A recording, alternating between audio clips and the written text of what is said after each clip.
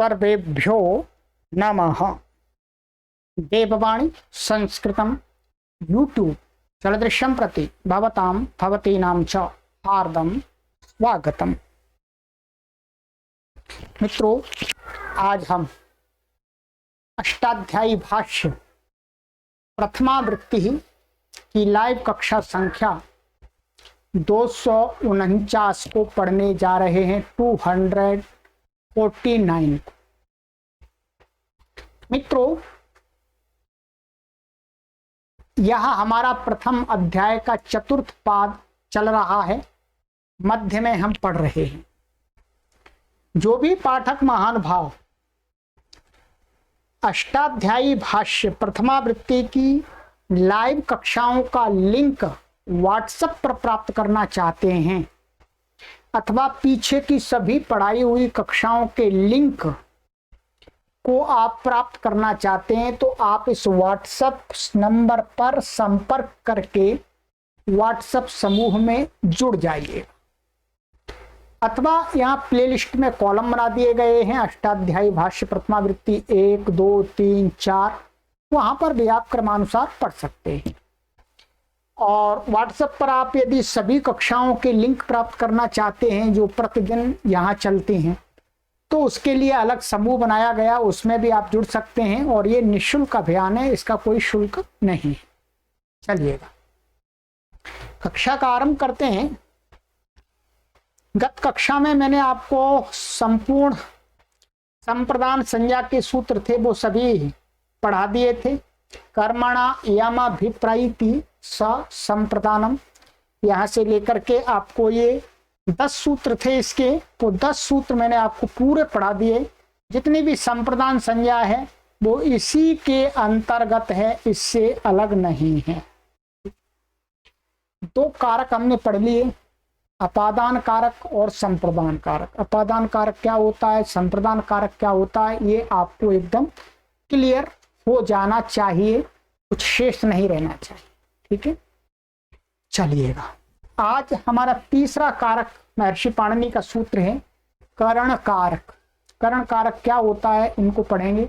फिर अधिकरण कारक है, ठीक है, फिर कर्म कारक है, कर्ता कारक है, सभी कारकों को पढ़ेंगे। आइए, सूत्र है आपका साधकतमं कारणम।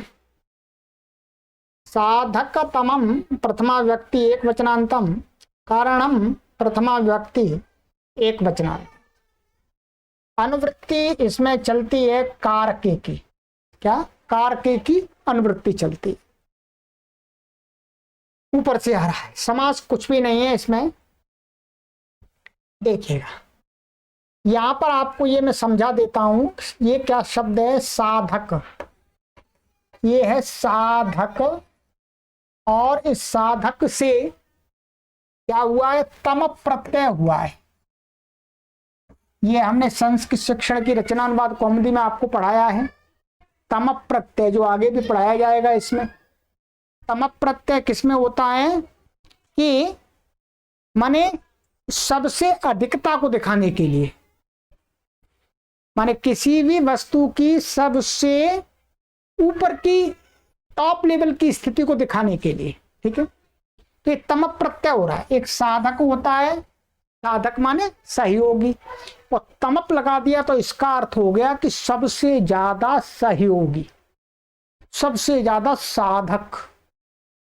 ठीक है, चलिएगा अब आपको बात समझ में आएगी कुछ। अर्थः क्रियायाः सिद्धौ यत् साधकतमं तत्कारकं कारणसंज्ञं भवति। कहते हैं कि क्रिया तो है ही, क्रिया की सिद्धि में, क्रिया की सिद्धि करने में, क्रिया को करने में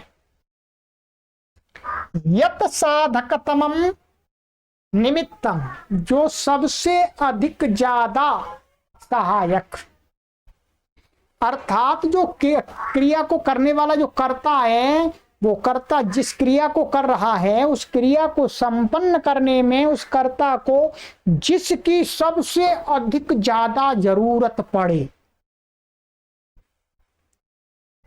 उस ही निमित्त की, उस ही वस्तु की क्या हो जाती है, उस क्रिया के प्रति करण संज्ञा, करण कारक बन जाता है।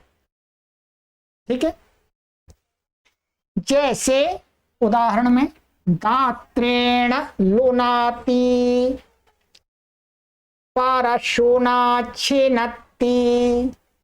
दात्रेण लुनाति माने दराती, दराती से काटता है। दराती माने हैंसी है, एक ऐसा होता है जिससे गेहूं आदि काटते हैं, चारा आदि काटते हैं। तो दात्रेण लुनाति। अब जो लुनाती क्रिया है, काटना क्रिया कोई व्यक्ति कर रहा है, तो उसको काटने की क्रिया में सबसे ज्यादा सहयोग किसका मिल रहा है? भाई वो दराती का मिल रहा है। यदि वो नहीं होगी तो कैसे काटेगा? इसलिए दात्र की क्या हो गई? करण संज्ञा हो गई।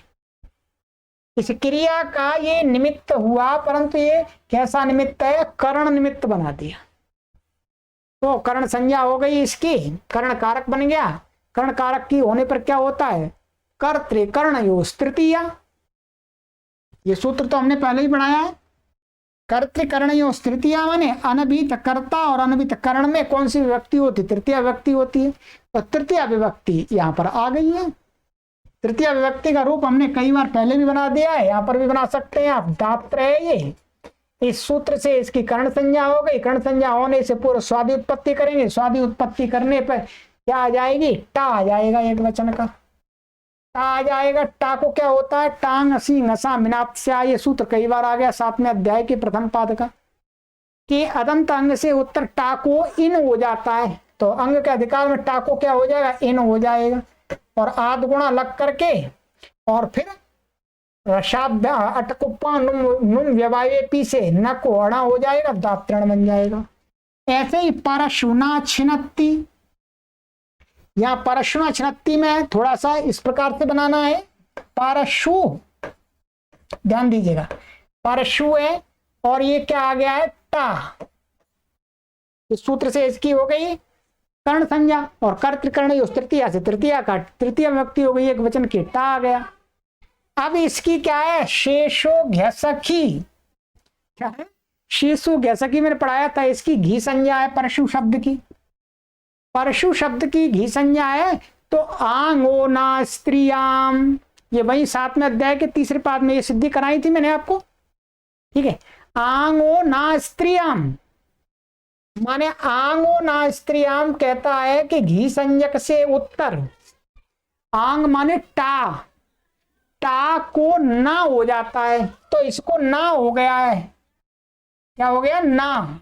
ठीक है, कौन सा सूत्र है? 7वें अध्याय के 3रे पाद में अंत में देखिएगा, आंगो ना स्त्रियाम। ठीक है, बहुत बार मैंने दिखा दिया आपको आंगो ना स्त्रियाम। अब मैं आपको बताऊंगा तो पुस्तक में आप स्वयं देखेंगे तो पक्का हो जाएगा। क्या बता रहा हूं? 7वें अध्याय के 3रे पाद के अंतिम सूत्रों में देखिएगा, वही लिखा हुआ आंगो ना स्त्रियां। तो ना हो गया तो पारशु ना बन गया है। ठीक है, चलिएगा आगे आ जाइएगा। तो परशुना छिनत्ती का अर्थ है परशु से काटता है, फरसे से काटता है। ठीक है, या कुलाड़ी से काटता है, कुछ भी हो सकता है। यहाँ गुरुजी की बात भी देख लेते हैं, हिंदी क्या लिखी हुई है, जो मैंने बताया वही है। क्रिया की सिद्धि में जो सबसे अधिक सहायक उस कारक की कर्ण संज्ञा होती है।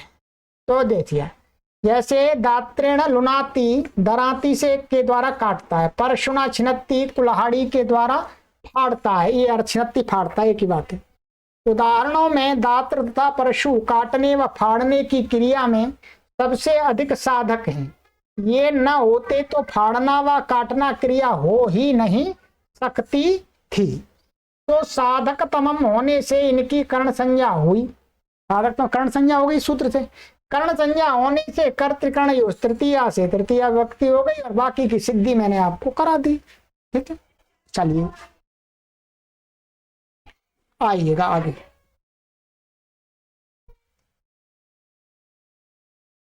विवाह कर्म च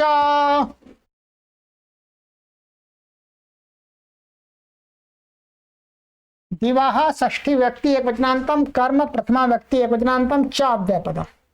अनुवृत्ति ऊपर से आती है साधक तमम और कारके की अनुवृत्ति आ रही है, ठीक है। अर्थ दिव धातो साधक तमम यत कारकम तत् कर्म संयम भवति चकारात कर्ण संयम च। वास्तव में ऊपर वाले सूत्र से कर्ण संज्ञा प्राप्त थी, परंतु ये कर्म संज्ञा भी करता है, कर्ण संज्ञा भी करता है। मैंने इसकी कर्म संज्ञा और एक्स्ट्रा करने के लिए सूत्र है। तो कहते हैं कि दिव धातु का जो साधक तमम जो निमित्त होता है क्रिया का, उस कारक की क्या हो जाती है, कर्म संज्ञा होती है। और चकार मनी च पढ़ दिया, चकार से क्या है, कर्ण संज्ञा भी हो जाती है, अर्थात दोनों संज्ञा हो जाती है। ध्यान दीजिएगा, दोनों संज्ञा, आप दोनों संज्ञा हो जाएंगी तो कर्म संज्ञा होगी तब कर्मणि द्वितीया से द्वितीया होगी, और कर्ण संज्ञा होगी तो कर्तृकर्ण तृतीया से तृतीया हो जाएगी। बस इतना ही अंतर है। उदाहरण दिए, अक्षान दिव्यति, अक्षैर दिव्यति, ये द्वितीय विभक्ति हो गई आपकी, बहुवचन का है।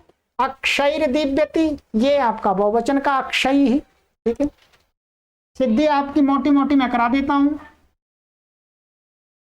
यहां पर क्या है, अक्ष शब्द है और इसकी इससे क्या होगी, दिव धातु के योग में ये इसका कर्ण है, वास्तव में साधक है, तो कर्म संज्ञा होगी इससे। तो कर्म संज्ञा होने से यहाँ पर बहुवचन में क्या आ जाएगा, शस, क्या आ जाएगा, शस। ये हो गया, शस हो गया। अब यहां पर ये इसकी संज्ञा हो गई, अस बचा इसका। प्रथम यो पूर्व सवर्ण लग करके आ और आ मिल जाएगा तो क्या बन जाएगा, अक्षास। ये बन गया अक्षास। अब एक सूत्र है तस्मात् छसो नपुंसी, क्या है, तस्मात् छसो नपुंसी। ये आपको देखना है छठवें अध्याय, छठवें अध्याय संख्या बोलूंगा, पुस्तक में देखिएगा, ठीक है, क्योंकि हर सूत्र को यहां दिखाना थोड़ा सा असंभव है। ये तस्मात् छसो नपुंसी, ये है 99वां सूत्र, छठवें अध्याय के प्रथम पाद का 99वां सूत्र देखिएगा, तस्मात् छसो नपुंसी। तो यहाँ तस्मात् छसो नपुंसी से क्या है, पुल्लिंग में जो शस का सा है उसको क्या हो जाता है, न हो जाता है, ये न हो गया तो क्या बन गया, अक्षान बन गया। बस इतना ही, यही सूत्र लगता है, इस ध्यान रखें, तस्मात् छसो नपुंसी, ये सूत्र है। चलिएगा, इसी प्रकार से अक्षैर दिव्यति, तो यहाँ पर तृतीया हो गई, कर्म कर्ण संज्ञा हो गई है, तो अक्ष और ये भिषय, भिषय भिष हो गई, तृतीया का बहुवचन आ गया। तो यहाँ पर क्या, अतो भिष आइस, ये आपको आया है 7वें अध्याय का, अतो भिष आइस, 7वें अध्याय के प्रथम पाद में आप आरंभ में देखेंगे, यहाँ सूत्र संख्या है अतो भिष आइस, 7वें अध्याय के प्रथम पाद का 9वां सूत्र है, 7 1 9, क्या है, अतो भिष आइस, ह्रस्व अकारांत अंग से उत्तर भिष को आइस हो जाता है, ये हो जाता है भिष को, ठीक है, आइस हो गया। फिर वृद्ध रेची लग करके अक्षयिस और सुप्तिगंतम पदम पदस्य सयुषो रुहु खरवसानयोर विसर्जनीय विरामोपसानम आदि लग करके क्या बन जाता, अक्षयी। तो विसर्ग नहीं करना है, यहाँ पर केवल सयुषो रुई करना है और आके रुई रहेगा र, तो अक्षय दिव्यति बन गया है, ठीक है। सिद्धि ये अपनी तरफ से बता रहा हूं, या मुख्य रूप से आपको यही देखना है, इसकी कर्ण संज्ञा हो गई है, वो कर्म संज्ञा हो गई और कर्ण संज्ञा हो गई। कर्म संज्ञा होने से द्वितीय विभक्ति हो गई है, कर्ण संज्ञा होने से तृतीया हो गई है, ठीक है। आगे आइएगा, ये सूत्र आपका क्लियर हो गया। पूर्व सूत्र से कर्ण संज्ञा ही प्राप्त थी, यहां कर्म संज्ञा का भी विधान कर दिया। आइए, परिक्रयणे संप्रदानमन्यतरस्याम परिक्रयणे सप्तमी व्यक्ति एकवचनांतम, संप्रदानम प्रथमा व्यक्ति एकवचनांतम, अन्यतरस्याम अव्ययपद। अनुवृत्ति साधकतमम कारके की अनुवृत्ति आती है इसमें। कहते हैं अर्थ परिक्रयणे नियत कालम वेतनादिना स्वीकरणे साधकतमं यत्कारकं तत्संप्रदान संज्ञकं भवति, विकल्पेन पक्षे यथा प्राप्ता कर्ण संज्ञा भवति। ये कहते हैं परिक्रयणे, परिक्रयणे का अर्थ समझना है। परिक्रयणे का अर्थ बताया नियत कालम वेतनादिना स्वीकरणे, माने किसी परिक्रयण का अर्थ है किसी भी नौकर को, किसी भी व्यक्ति को वेतन आदि के द्वारा, सैलरी आदि के द्वारा नियत समय के लिए अपने पास रख लेना। भाई 5 महीने हम आपको अपने पास रखेंगे, आपको 20,000 रुपए देते हैं। ये क्या हुआ, उस व्यक्ति का परिक्रयण हो गया। आप 5 महीने मेरे पास काम करेगा, 20,000 रुपए मैंने उसको दे दिए, 5 महीने से पहले इधर उधर नहीं आएगा। तो कहते हैं इस प्रकार से परिक्रयण में स्वीकार वेतन सैलरी आदि देकर के नियत समय के लिए, निश्चित समय के लिए, ठीक है, नहीं कि पूरा पूरा जन्म के लिए रख लिया, ऐसा नहीं, कुछ समय के लिए। उसमें साधकतमम यत्कारकम, माने उसको रखने में, क्या, उसको रखने में, क्रिया की सिद्धि में जो सबसे अधिक सहयोगी होता है, माने कुछ देंगे तभी तो रखा जाएगा ठीक है, वैसे तो नहीं रखा जाएगा। तो कहते हैं उसकी संप्रदान संज्ञा हो जाती है पक्ष में यथा प्राप्त, कर्ण संज्ञा माने साधकतमम, कर्णम से कर्ण संज्ञा प्राप्त थी वो भी हो जाती, दोनों हो जाती हैं। संप्रदान संज्ञा हो जाएगी तो चतुर्थी, संप्रदान से संप्रदान हो जाए, सब संप्रदान चतुर्थी हो जाएगी संप्रदान में। और जब कर्ण संज्ञा होगी तो कर्तृकर्ण योग तृतीया से तृतीया होगी। तो शताय परिकृतोऽनुब्रूहि, शतेन परिकृतोऽनुब्रूहि, ये क्या है, उस कोई व्यक्ति को रखा अपने पास में, उसका अर्थ देखिएगा, उसको थोड़ा सा उसका अपमान किया जा रहा है कहीं पर। शताय परिकृतो अनुब्रूहि माने तू तो 100 रुपए से खरीदा गया है, अब बोल, अब तू कैसे जा सकता है, जा नहीं सकता, 100 रुपए से खरीद लिया मैंने 1 महीने के लिए। शतेन परिकृतो अनुब्रूहि, 100 रुपए से खरीदा, बोल कहां जाएगा, कहीं नहीं जा सकता, यही काम करना है भाई, ठीक है, ऐसा बोलते हैं, अब भी करते हैं। तो यहां पर परिक्रयण कर क्रिया को किसके द्वारा, 100 के द्वारा, 100 रुपए के द्वारा सिद्ध क्या है, वो उसमें निमित्त बन रहा है। सब 100 रुपए नहीं होंगे तो उसको कैसे खरीद लेंगे। तो 100 रुपए क्या बन रहा है, साधकतमम बन रहा है। तो इसलिए इसकी संप्रदान संज्ञा हो गई, चतुर्थी हो गई, और पहले की समान रूप जान लिएगा, चतुर्थी का एक वचन हो गया है, और शतेन तृतीया का एक वचन हो गया। सरल है, ठीक है। चलिएगा, ये मित्रों आपका हो गया कर्ण संज्ञा पूरी, यही कर्ण संज्ञा है, बस इससे समझ लीजिए, मैंने सूत्र आपको समझा दिया। चलिए अब आती है मित्रों अधिकरण संज्ञा, ठीक है, आइएगा। आधारोधिकरणम, आधारा प्रथमा व्यक्ति एकवचनांतम, अधिकरणम सप्तमी प्रथमा व्यक्ति एकवचनांतम, 2 ही पद हैं, समास नहीं है। अनुवृत्ति इसमें आती है कारके की। अर्थः कर्तृकर्मणोः क्रियाशय भूतयोः धारण क्रियां प्रति या आधारस्तत्कारकम अधिकरण संज्ञकम भवति। बिल्कुल सरल अर्थ है, ठीक है। कहते हैं कि कर्ता और कर्म की क्रियाशय भूतयोः, क्रिया के आशय भूत जो कर्ता और कर्म, ध्यान दीजिएगा, क्रिया कहाँ होती है, क्रिया या तो कर्ता में होती है या कर्म में होती है, कर्तृस्थ क्रिया होती है या कर्मस्थ क्रिया होती है, बस अन्यत्र नहीं होती है। क्रिया कर्मस्थ होती है या कर्तृस्थ होती है? तो कहते हैं कि कर्ता और कर्म के आश्रयभूत जो क्रिया आश्रयभूत है, माने जो कर्म के आश्रयभूत और क्रिया के आश्रयभूत। मानिए अगर मैं पढ़ा रहा हूं तो ये पढ़ाना क्रिया किसके आश्रय है? मेरे आश्रय है, कर्ता के। और मैं भोजन पका रहा हूं तो भोजन पकना क्रिया किसके आश्रयभूत है? जो भोजन पक रहा है उसके आश्रयभूत है, कर्म के आश्रयभूत। ठीक है। मैं लकड़ी को फाड़ रहा हूं तो जो फाड़ना क्रिया हो रही है वो कहां हो रही है? मेरे में नहीं हो रही, वो लकड़ी में हो रही है। तो लकड़ी क्या है? जब मैं लकड़ी को फाड़ रहा हूं तो लकड़ी क्या बन जाता है? कर्म। ये ध्यान देंगे, इस बात को समझ लीजिएगा। यहां पर मैं लिख करके समझा देता हूं। जैसे अहम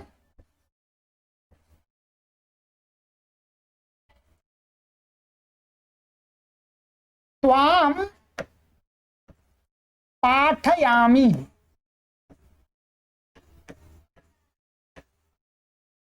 ठीक है। मैं तुमको पढ़ाता हूं तो पढ़ाना क्रिया कहां है? कौन पढ़ा रहा है? किसमें हो रही है? मैं, मुझ में हो रही है। मैं करता हूं इस क्रिया का, इसलिए मुझ में हो रही है।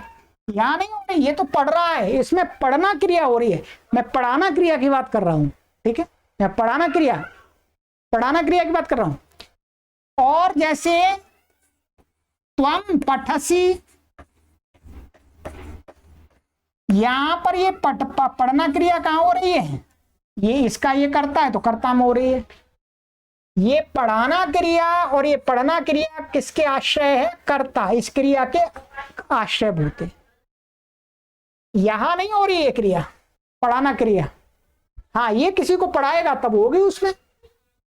इस प्रकार की क्रिया को बोलते हैं कर्तृस्थ क्रिया, माने कर्ता के आश्रयभूत क्रिया। ये उदाहरण हो गया। और कहते हैं कि कर्मस्थ, जैसे सा ओदनम पचती,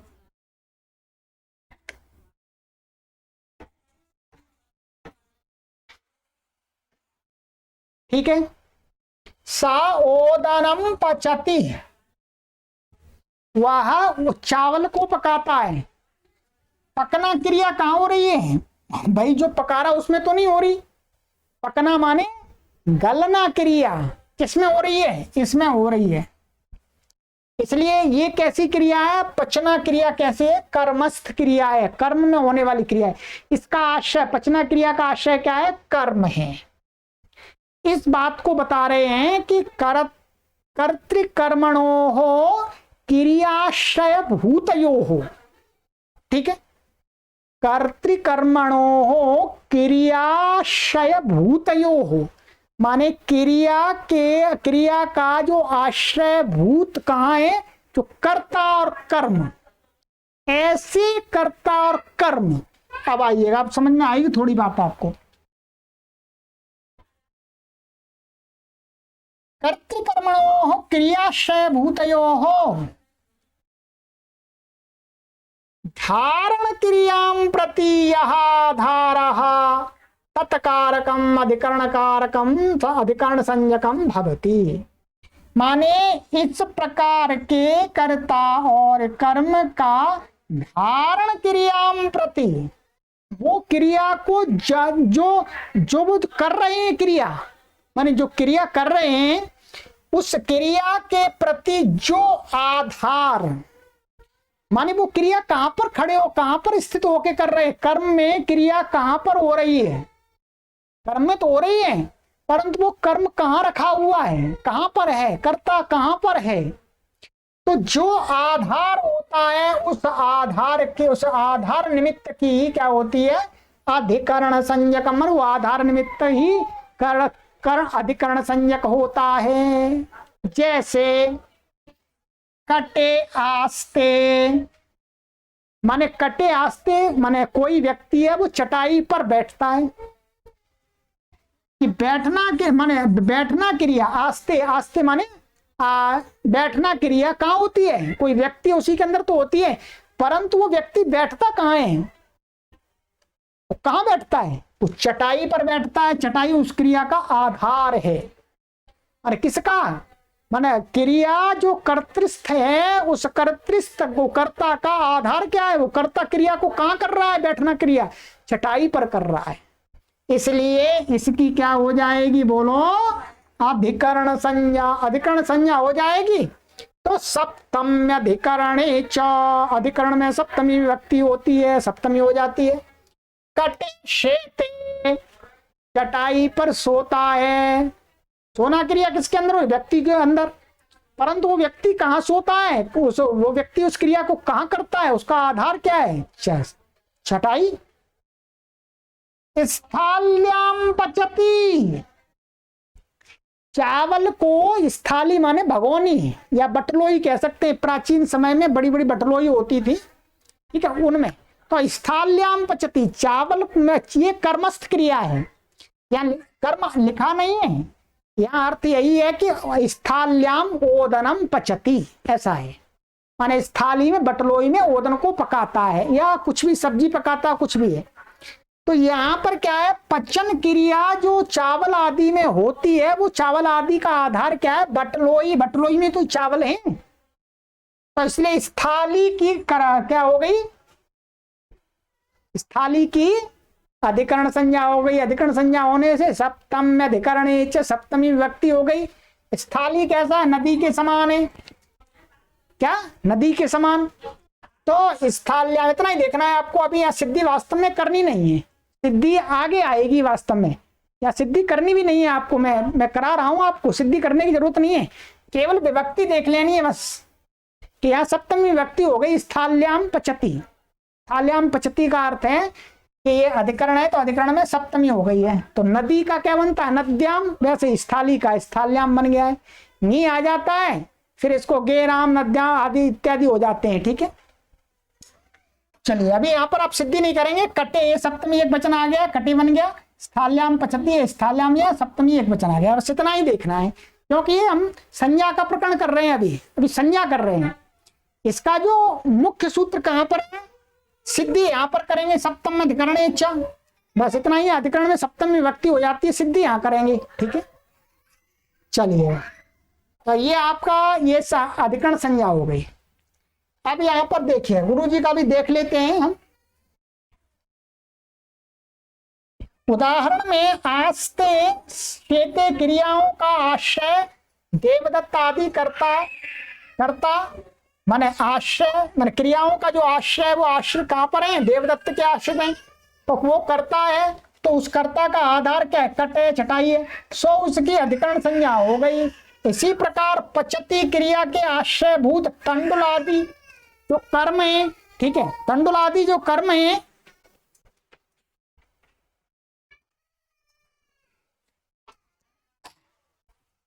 तो तंडुल आदि जो कर्म है उनकी वो कहां पर है, धारण क्रिया में धारण कहां पर हो रहा है, तंडुल आदि स्थाली है, बटलोई है, तो उसकी भी अधिकरण संज्ञा हो गई। अधिकरण संज्ञा होने से क्या हो जाता है, सप्तम अधिकरण से सप्तमी विभक्ति हो गई, तो सप्तमी का रूप बन गया स्थाल्याम पचती, ठीक है। सिद्धि यहां नहीं करेंगे, सिद्धि आगे करेंगे, सप्तम अधिकरण पे, ठीक है, क्योंकि इसमें कई सूत्र लगेंगे, वो सूत्र हम अभी आपको पढ़ा नहीं सकते यहाँ पर, बस इतना देखना है। अधिकरण संज्ञा हो गई, अधिकरण होने से सप्तमी विभक्ति हो गई है।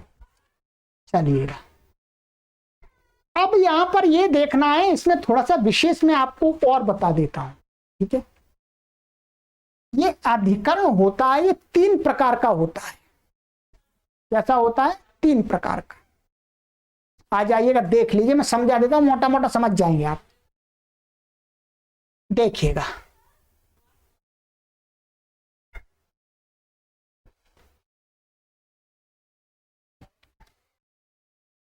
इसको अधिकरण 3 प्रकार का होता है, बस इस बाकी को देखिएगा, ठीक है। 3 प्रकार का होता है। का व्यापक, जहां आधे आधार के समस्त अवयवों में व्याप्त रहे, वहां व्यापक अधिकरण का, वहां व्यापक वह व्यापक अधिकरण कहलाता है। ये कह रहे हैं कि जहां पर माने आधार है, आधार में क्या कहते हैं, आधेय, माने आधार में आधेय पूरा समस्त अवयवों में अंदर रहे,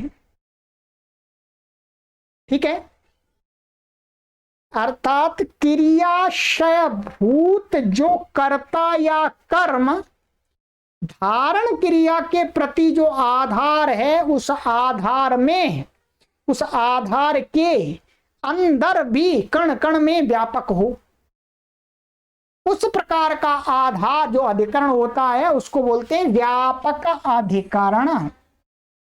जैसे उदाहरण देखिएगा,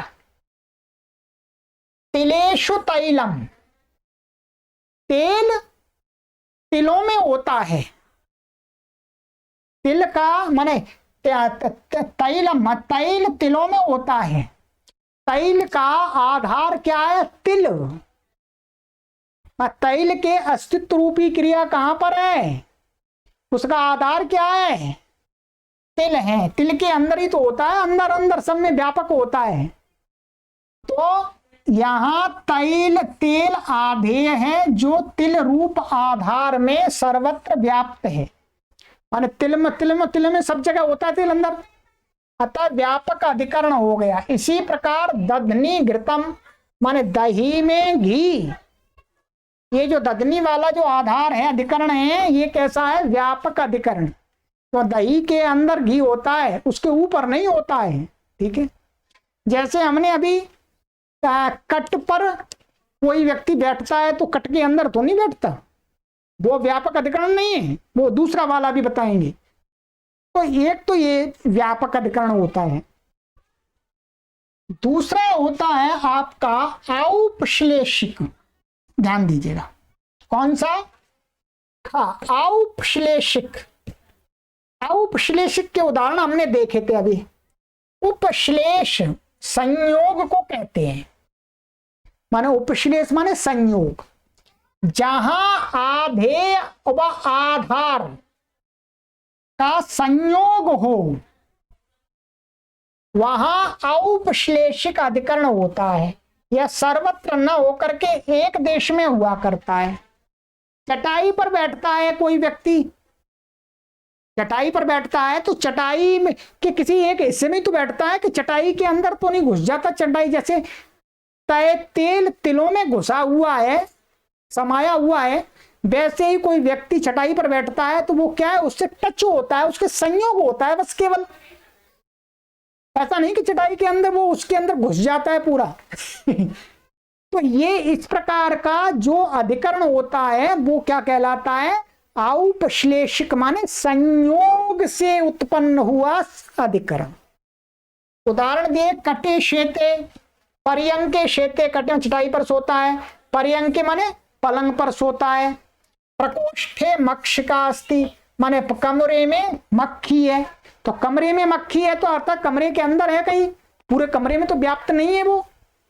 तो इस प्रकार का जो अधिकरण होता है वो औपश्लेषिक होता है। ये हो गया, ठीक है।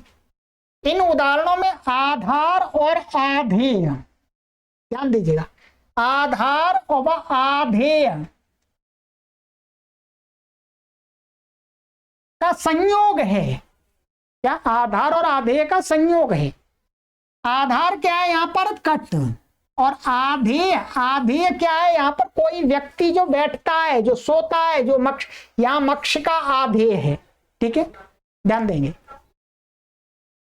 इसी प्रकार से तीसरा जो होता है वो होता है वैषयिक, वैषयिक अधिकरण। विषय से संबद्ध अधिकरण वैषयिक वैषयिक अधिकरण कहलाता है। इसको बोलते हैं विषय सप्तमी। ये भी अधिकरण होता है, देखिएगा, जैसे मोक्षे इच्छा अस्ति, मोक्ष में इच्छा है, इसकी भी अधिकरण संज्ञा है। अब इच्छा है, इच्छा मोक्ष में कहीं बैठी तो नहीं है, मोक्ष से संयोग भी नहीं है उसका, मोक्ष के अंदर भी नहीं घुसी हुई। क्या है? विषय।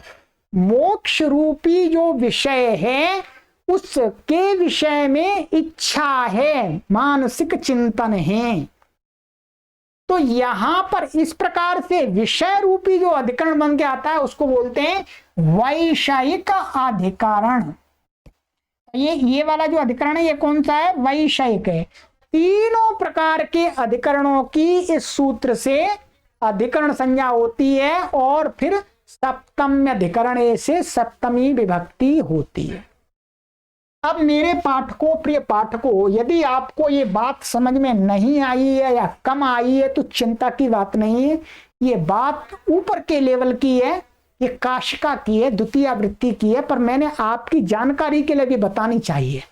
जिनको समझ में आ जाए अच्छा है, जिनको कम समझ में आ जाए तो भी अच्छा है, जिनको नहीं समझ में आए तो भी अच्छा है, कोई परेशानी नहीं है। ये हम आगे जो सेकंड लेवल इसकी वृत्ति का जो प्रथमा अष्टाध्यायी के सूत्रों की जो दूसरी वृत्ति आएगी काशिका वृत्ति, उसमें विस्तार से आपको समझ में आ जाए। चलिएगा, ये अधिकरण संज्ञा आपके, अभी हमने अधिकरण संज्ञा का एक सूत्र पढ़ दिया, आधारो अधिकरणम। चलिएगा, आधारो अधिकरणम ये हो गया आपका।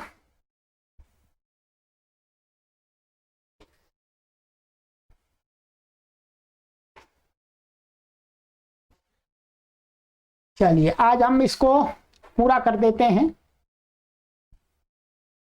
आगे का सूत्र है आपका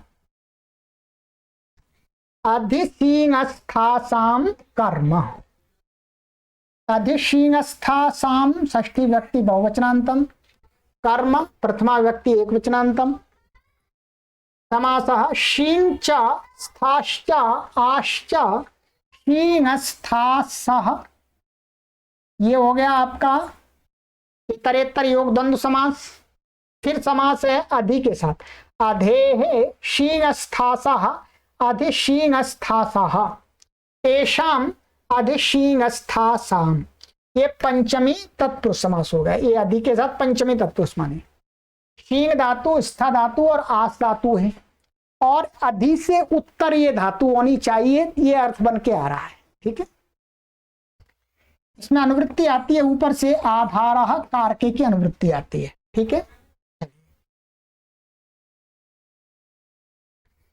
अर्थः अधिपूर्वाणाम शीन स्था आस इत्येतेषाम् आधारः आधारो यस्तत्कारकं कर्म संज्ञम भवति। ऊपर वाले सूत्र से जिसकी अधिकरण संज्ञा कही है, जिनकी, उसमें से थोड़ी कुछ धातुओं को कह रहे हैं, इनका थोड़ा अलग बना रहे हैं। कह रहे हैं यदि अधिपूर्वक शीन धातु होगी, अधिपूर्वक स्था या अधिपूर्वक आस धातु का प्रयोग करेंगे हम अधि लगा करके, तो उसका जो आधार बनेगा उस आधार की अधिकरण संज्ञा नहीं होगी जो पूर्व सूत्र से प्राप्त थी। क्या होगी? उसकी कर्म संज्ञा होगी, कर्म संज्ञक हो जाएगा। कर्म संज्ञा होने से क्या हो जाए? कर्मणि द्वितीया से द्वितीया हो जाएगी। इस बात को ध्यान रखेंगे। ये सूत्र आपको कोई जो भी तैयारी करते हैं कॉम्पिटिटिव एग्जाम की, उनके लिए बहुत महत्वपूर्ण है। ये प्रश्न पूछा जा सकता है। उदाहरण, ग्रामम अधिशेते, या अधिशेते का अर्थ है गांव में रहता है, ठहरता है। ठीक है, गांव में ठहरता है, सोता है। तो यहां इसकी क्या है? इसका ये आधार है, तो इसकी अधिकरण संज्ञा होनी चाहिए ऊपर वाले सूत्र से, परंतु मना कर दिया। अधिपूर्वक शीन है, इसलिए इसके आधार की अधिकरण संज्ञा नहीं होगी। क्या होगी? कर्म होगी। तो कर्मणि द्वितीया से द्वितीया होगी ग्रामम। ठीक है, ग्रामम अधितिष्ठति, गांव में अधिष्ठाता बन करके रहता है। तो यहां पर ये इसकी ये अधिकरण कर्म संज्ञा हो गई। पर्वतम अध्यास्ते, क्या है? पर्वतम अध्यास्ते माने पर्वत के ऊपर रहता है, ये अर्थ है। ठीक है, पर्वत के ऊपर रहता है तो आधार बन रहा पर्वतम द्वितीया हो गई इस सूत्र से, क्योंकि अधिपूर्वक आस का प्रयोग है। ठीक, यह अर्थ लिखा है उदाहरणों का। ग्रामम अधिष्ठते, गांव में सोता, ग्राम में। ग्रामम अधिष्ठति, ग्राम में अधिष्ठाता बन करके रहता है। पर्वतम अध्यास्ते, पर्वत के ऊपर रहता है। ठीक है, चलिएगा, ये हो गया। आगे आ रहा है, ये अपवाद है इसके। ठीक है, इन सूत्रों को ध्यान रखेंगे। अभिनिविश्च, अभिनिविशाः षष्ठी व्यक्ति एकवचनान्तं चाव्यपदम् समासः अभिश्च निश्च अभिनि ताभ्याम विश अभिनिविश तस्य अभिनिविशाः द्वंद्व गर्भ पंचमी तत्पुरुषः। ये पहले द्वंद्व समास कर दिया, फिर इसका इनका विश के साथ में पंचमी तत्पुरुष समास हो गया। क्या अर्थ हुआ? अभी से उत्तर विश, नी से माने जो नी उपसर्ग है उससे उत्तर विश। ठीक है, अनुवृत्ति आती है इसमें कर्म और आधार और कारके की अनुवृत्ति आती है। ठीक है, आइएगा अर्थ अभिनि पूर्वस्य विशते आधारो यस्तत्कारकमपि कर्म संयम भवति। कहते हैं कि अभिपूर्वक अथवा निपूर्वक विष धातु का प्रयोग होगा तो उसका जो विष क्रिया के प्रति जो आधार बनेगा उस आधार की क्या हो जाएगी? कर्म संज्ञा हो जाती, वो कर्म संज्ञक हो जाता है। आधारो अधिकरणम से अधिकरण प्राप्त था, उसका मना कर दिया। केवल अभिपूर्वक और निपूर्वक होगा। यदि अकेली विष का होगा तो सब वही होगा, अधिकरण ही ध्यान रखेंगे आप। ग्रामम अभिनिविशते, तो यहां पर क्या है? अभिनि दोनों इकट्ठे ही प्रयोग कर दिए हैं। ठीक है, तो ग्रामम ये द्वितीय कर्म होगा, कर्मणि कर्मणि द्वितीय से द्वितीय हो गई फिर। ठीक है, ये ध्यान रखेंगे। चलिएगा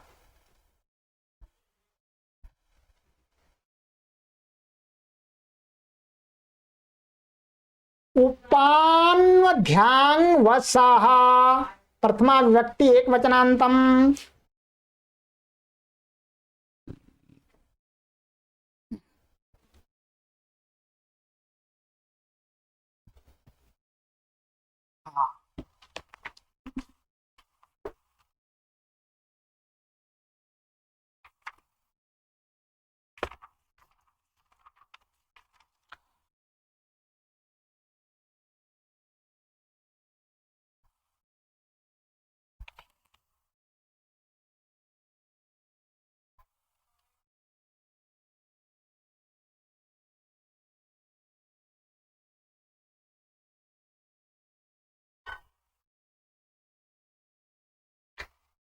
हाँ, ये ध्यान रखेंगे। यहां पर मैंने आपके लिए एक विषय देख लिया, अभी बता देता हूं।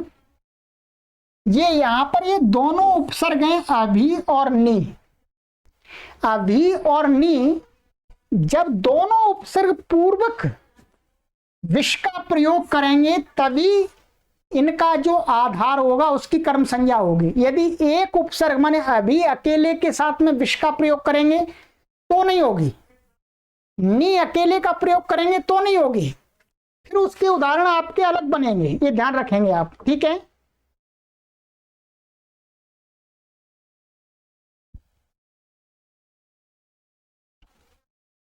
यहां पर बनेगा ग्रामे, ऐसा देख लीजिए, ग्रामे निविशते, निविशते। यदि गांव ये अकेले नी का करेंगे तो ग्राम में बनेगा, दोनों इकट्ठे होने चाहिए तभी इसकी कर्म संज्ञा होगी, अन्यथा तो अधिकरण संज्ञा होगी। इसी प्रकार से अभी के साथ में। ठीक है, चलिएगा, ये बता दिया मैंने इसमें आपको देख करके। आगे वाला सूत्र आ जाइएगा।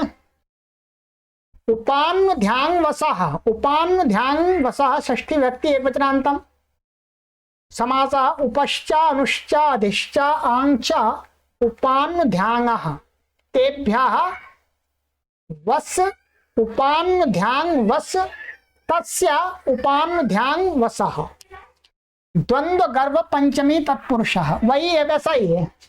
उप अनु और अधि और आंग है उपसर्ग, इनसे उत्तर, इनसे उत्तर अर्थात इनसे उत्तर वस धातु का प्रयोग करेंगे तो क्या हो जाएगी? जो आधार है उसकी बात बता रहे हैं। यहां पर ये ध्यान रखेंगे, यहां पर ये सारे उपसर्ग एक साथ नहीं लेने, इनका तो अलग अलग ही प्रयोग करना है। और हाँ, इसमें अनुवृत्ति आती है आपकी कर्म आधार कारके। अर्थ उप अनु अधि आंग इत्येवं पूर्वस्य वसतेः आधारो यस्तत्कारकं कर्म संज्ञं भवति। सरल है। कहते हैं उपपूर्वक, अनुपूर्वक, अधिपूर्वक अथवा आंग पूर्वक यदि वस धातु का प्रयोग करेंगे और उसका जो वाक्य में जो आधार होगा उस आधार की कर्म संज्ञा होती है, अधिकरण संज्ञा नहीं होती है। जो ऊपर वाले सूत्र से आधार अधिकरण से अधिकरण संज्ञा प्राप्त थी उसका निषेध कर दिया। उदाहरण ग्रामम उपवसति। ग्रामम उपवसति का अर्थ है गांव के पास सेना ठहरी है, यह अर्थ है। तो ग्रामम की क्या हो गई, गांव के पास में अर्थात ग्राम में ठहरी है ऐसा बोलते हैं। तो आधार बन रहा है वो। तो आधार बनने से क्या हुआ, यहाँ पर सप्तमी अधिकरण संज्ञा होनी चाहिए, अधिकरण हो जाए सप्तमी बन जाए, इन्हें कर्म संज्ञा कर दी, ग्रामम उपवसति ऐसा प्रयोग मिलता है। तो इस सूत्र से कर्म संज्ञा होने से कर्मणि द्वितीया से द्वितीया हो गई। ऐसे साना पर्वतम उपवसति सेना, मान पर्वत के पास में सेना ठहरती है। ग्रामम अनुवसति सेना, गांव के साथ साथ सेना ठहरती है। ग्रामम अधिवसति, गांव में सेना ठहरती है की बात है। ग्रामम आवसति, गांव में सेना आवास करती रहती है। ये वास्तव में सबका अर्थ एक ही है, ठीक है। सब जगह आधार बन रहा था तो ये उपसर्ग पूर्व वस धातु का प्रयोग किया तो कर्म बन गया, कर्मणि द्वितीया से द्वितीया हो गई। बस यही थे केवल अधिकरण संज्ञा में इन तीन सूत्र माने 1, 2 और 3, इन तीन सूत्रों से, तीन सूत्रों में जो शर्त हैं उनके वो शर्त घटेंगी तो अधिकरण संज्ञा नहीं हो जाएगी, कर्म संज्ञा हो जाएगी। इसके अतिरिक्त जो भी क्रिया का जो आधार होगा उसकी क्या होगी बोलो, अधिकरण संज्ञा। ये आपका मैंने पूरा अधिकरण संज्ञा का पूरा उसका जो अपवाद है वो भी पूरा क्लियर कर दिया। तो आज की कक्षा में हमने 2 कारक पढ़ लिए, करण कारक और अधिकरण कारक। अब 4 कारक हो गए हमारे, अपादान कारक, संप्रदान कारक, करण कारक और अधिकरण कारक। अब हमारे 2 कारक और बचे, कर्म कारक और कर्ता कारक। उनको अब आगे की कक्षाओं में पढ़ेंगे, ठीक है। आगे सूत्र पढ़ेंगे, कर्तुरीप्सिता तमम कर्म।